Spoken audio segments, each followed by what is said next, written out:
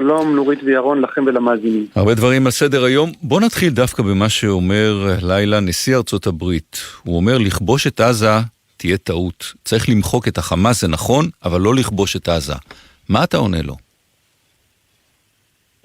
הנשיא ביידן קודם כל מגיע לו הכרת תודה גדולה ממדינת ישראל שהוא עומד לצידנו, מחר הוא מגיע לכאן ויש לזה משמעות מאוד גדולה. הנשיא אמר חמאס לא יכול להתקיים יותר, וזה בדיוק, זה בעצם המטרות שלנו. המטרות שלנו הם למיטוט החמאס, להשמדתו מעל פני האדמה. אפשר לעשות את זה בלי לכבוש את עזה?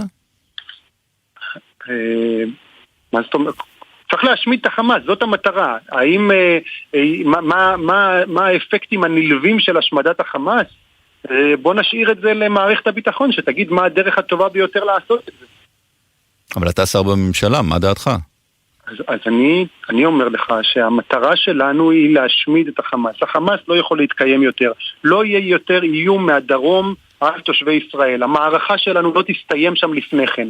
ייקח כמה זמן שייקח, החמאס, בעזרת השם, נשמיד אותו מעל פני האדמה. מה יהיה אחר כך? איך בדיוק זה יתנהל שם עם האזרחים הלא מעורבים שנמצאים? בוא עוד חזון למועד, אני לא חושב שזה הזמן לדבר על זה. אבל יש תוכניות, השר קרי? כלומר, כשאתה אומר עוד חזון למועד, זה אומר זה לא הזמן לדבר על זה, או שזה לא הזמן לתכנן את זה בכלל? לא, תראו, כרגע התוכניות שיש זה לשלוח ולהסיט את כל המעורבים שהחמאס מנסה להשתמש בהם כמגן אנושי לדרום הרצועה, לשטח ששם הם מוגנים, אותם לא מעורבים. החמאס לא נותן לזה לקרות, כי הוא יודע שברגע שלא יהיו אזרחים בצפון הרצועה, באמת לא יישאר ממנו זכר. אז זאת התוכנית כרגע, לשים את האזרחים בדרום הרצועה, להשמיד את החמאס, החמאס שלא יתקיים שם יותר. אחרי שנעשה את כל זה, יישארו שם לא מעורבים כנראה, לא החמאס, אותם אזרחים. איך הם יתנהלו בשגרה שלהם אחרי המלחמה, אני לא חושב אני לא מכיר תשובות. שמע, האמריקנים מוכנים לתת לנו גב באמת, חיבוק ענקי, אבל הם גם לא ייתנו למשבר הומניטרי. ואיך פוסעים בין שני הדברים האלה? איך מצליחים לשמור על האיזון הזה? כי אתה רוצה את האמריקאים לצדך. זו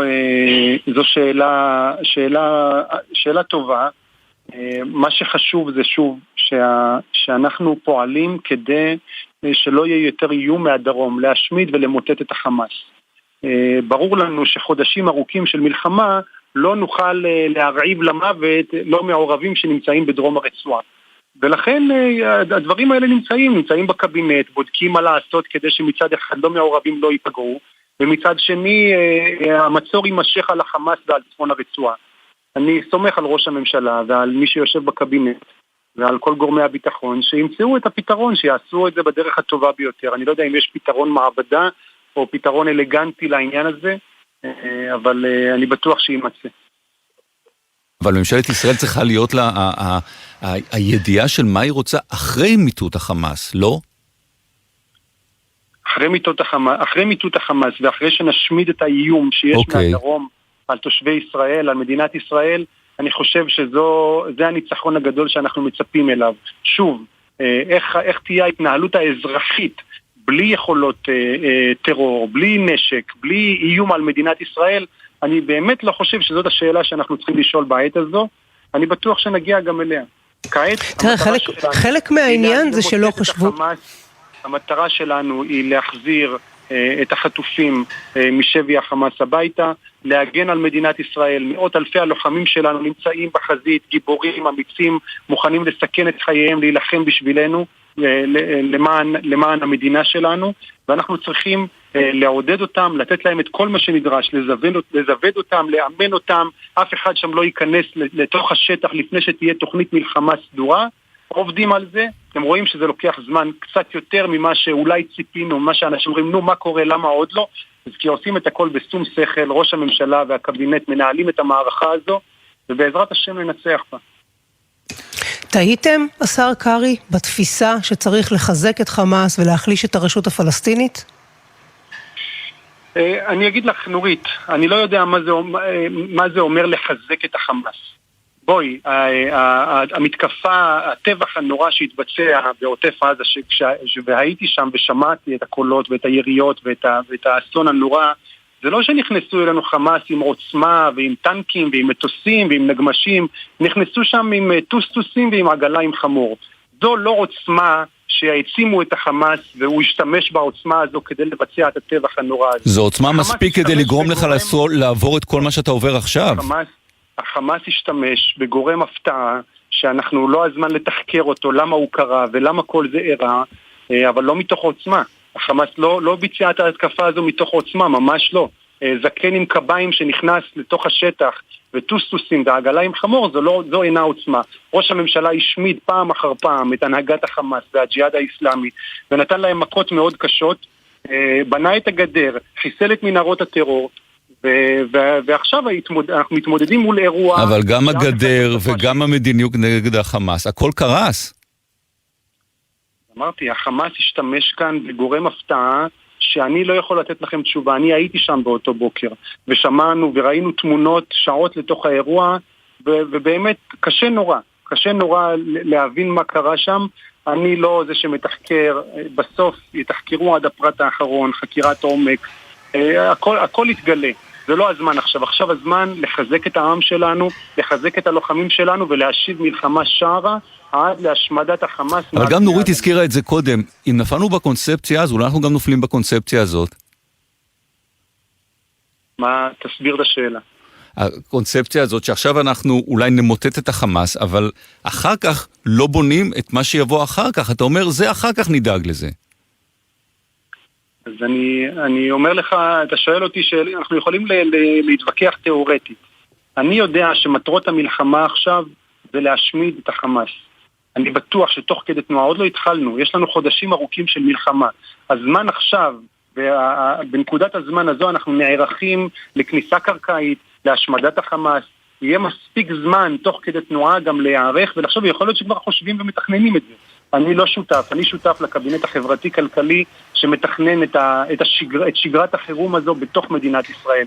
לטפל כמה שאפשר ולהקל כמה שיותר על המפונים, על המשפחות, על כלל אזרחי מדינת ישראל. גם על זה יש לנו מה לשאול אותך, גם על הטיפול באזרחים 11 ימים אחרי שהחלה המלחמה, אבל אני עוד רוצה להקשות עליך בעוד סוגיה אחת. אמרו האמריקנים, ישראל תאפשר הכנסת סיוע הומניטרי לעזה. האם זה יקרה לפני שאנחנו מקבלים איזשהו עוד חיים, איזשהו סיוע, איזשהו שחרור של לפחות חלק מן החטופים?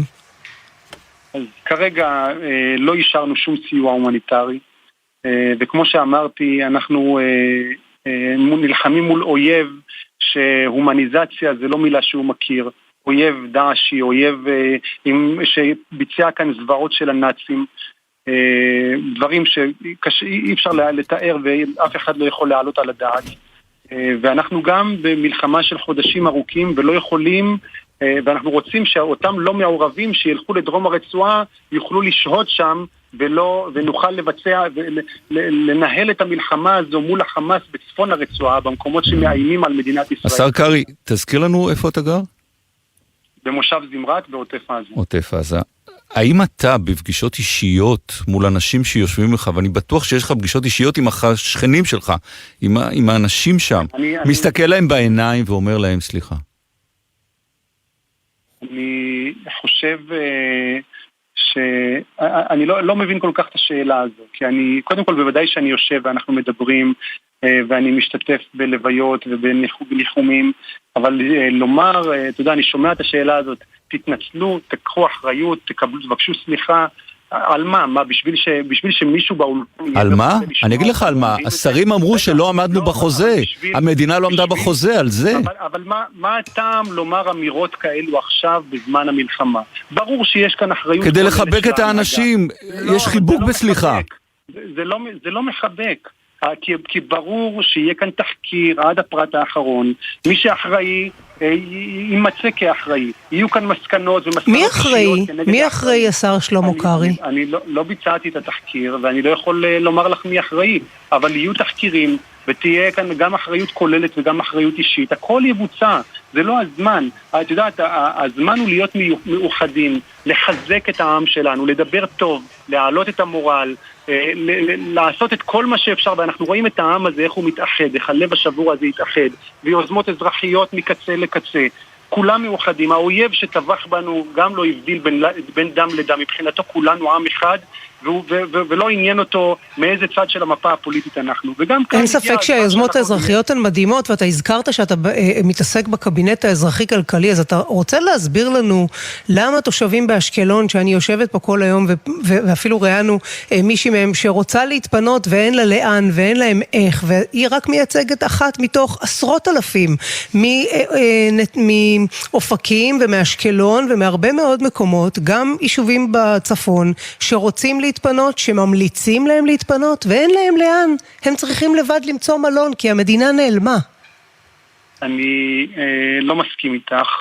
יש פינויים של המדינה בצורה גורפת של חלק מהיישובים, 2 קילומטר בגבול הצפון, ועד 4 ולדעתי עד 7 קילומטר בעוטף עזה, ויש מקומות שזה לא פינוי מלא, אלא סוג של רענון ומשב רוח, ויש אתמול שר האוצר בקבינט הכריז שיש צוות ייעודי לכל נושא הפינויים והדאגה למשפחות המפונים והרענונים בכל היישובים האלה. זה תהליכים, הפיק הראשון של המלחמה הזו היה הביטחוני. קודם כל הביטחוני, נכון, היה קשה לכולנו, גם לי היה קשה, לכל החברים והמכרים היה קשה נורא להישאר ולהיות בתוך הממדים מחשש לחדירות מחבלים שעדיין הסתובבו בפרדסים לידינו.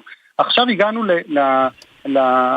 לחלק, הפרק השני, במקביל לפרק הביטחוני, של הטיפול החברתי-כלכלי, האזרחי-כלכלי, וזה מטופל, וזה תהליכים ויש בתי מלון ואכסניות ובתי ספר מלאים ומפונים ודואגים להם. יש את פיקוד העורף ויש את רחל ויש את הקבינט האזרחי. השר קרי, עשרות אלפים באשקלון ללא ממדים.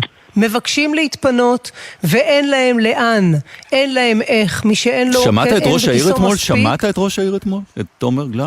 אני שמעתי, אני מכיר את תומר, הוא ידיד קרוב שלי, ואנחנו ליבנו עם תושבי אשקלון ועם כל תושבי העוטף. אבל ליבכם לא מספיק להם. נכון, זה לא מספיק, זה אף פעם כנראה לא מספיק, ותמיד צריך לעשות יותר, ואנחנו שואפים לי יותר, והקבינט שקם והתכנס אתמול לישיבה הראשונה כבר יושב על זה במלוא המרץ כדי לתת פתרונות ולעשות את המיטה. אבל אתה עונה לנו כאילו זו פעם ראשונה שנוחתים פה טילים בדרום, כאילו זו לא מדינה שחלק גדול ממה שהיא צריכה להיות ערוכה לו, זה למתקפה. אנחנו מדברים כבר לא מעט שנים על מלחמה רב זירתית, על לפחות 2 זירות, ואם אתה שואל אותנו, קודם דיברנו על אחריות, אז חלק מהעניין זה שבכל השנה האחרונה שום דבר לא הייתה הערכות ושום דבר מזה לא טופל. על אף הזהרות שזה יקרה. זו פעם ראשונה שאנחנו במלחמה, ובהחלט דברים קורים, גם בנוגע למרכזי חוסן, וגם בחוקים שעלו בנוגע למיגון באשקלון, ולמימון של חלק מהדברים. אני אומר, תמיד צריך לעשות יותר, המלחמה הזאת תפסה אותנו בהפתעה, אין שום ספק בזה, ואנחנו עושים את הכל כדי... תגיד, אמרת, שאלתי אותך קודם, אני חייב לחזור לזה שאמרת כזה, על מה לבקש סליחה עכשיו. מה אתה כן אומר לאנשים בדרום שאתה פוגש? אני אומר להם שאנחנו יושבים, הממשלה, בראשות ראש הממשלה נתניהו והקבינט עושים את הכל ולא נצא מעזה עד שנמוטט את שלטון החמאס, עד שנשמיד... אבל הם בטוח שואלים אותך על מה שקרה. כבר אמרתם את זה לפני שנים. כן. לא, אף פעם לא אמרנו שנשמיד את החמאס מעל פני האדמה. לא? אנחנו יכולים להשמיע.